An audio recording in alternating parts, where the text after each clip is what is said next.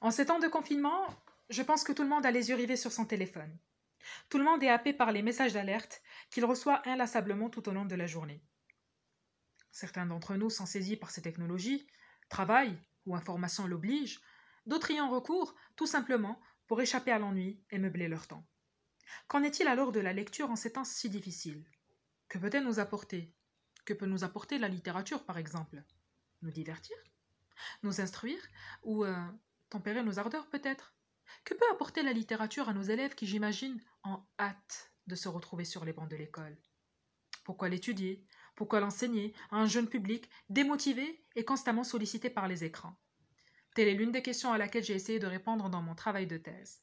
En effet, j'ai essayé de mener une recherche sur les représentations de la littérature et de son enseignement en classe de français au secondaire qualifiant marocain. Beaucoup d'entre vous entendent souvent parler de la crise de la lecture qui frappe de plein fouet les systèmes éducatifs du monde entier. Eh bien, je peux vous dire que la lecture de la littérature n'est pas du tout à l'abri de ces critiques et de ces discours alarmistes. La littérature au lycée marocain est accusée de tous les maux, et les élèves sont jugés incompétents pour l'étudier en raison de la faiblesse de leur niveau, ce que j'appelle insécurité linguistique. Donc, c'est à partir de ces constats d'échec et des critiques qu'on fait rabattre sur le texte littéraire que j'ai essayé de relever un défi, celui de réconcilier les élèves avec le texte littéraire, même s'il est jugé difficile, voire complètement inaccessible.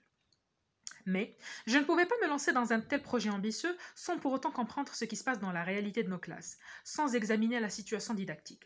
Alors, j'ai commencé mon diagnostic par l'étude des représentations de la littérature chez les enseignants, puis chez les élèves dans un cadre scolaire et privé, et par la suite, j'ai proposé des pistes de remédiation.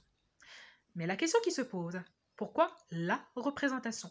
Eh bien, la représentation en didactique est un savoir antérieur. C'est un déjà-là que possède l'apprenant ou qu'il développe au cours de son apprentissage et qui peut avoir une influence sur son apprentissage. C'est un déjà-là qui peut nous dicter le comportement à adopter.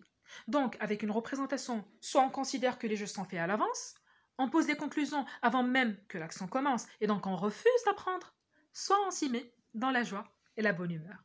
Si j'étudie les représentations, c'est pour comprendre là où le bas blesse. C'est pour comprendre les difficultés potentielles de lecture chez les élèves, leur goût, leurs intérêts, leurs motivations, la nature des textes qu'on leur propose.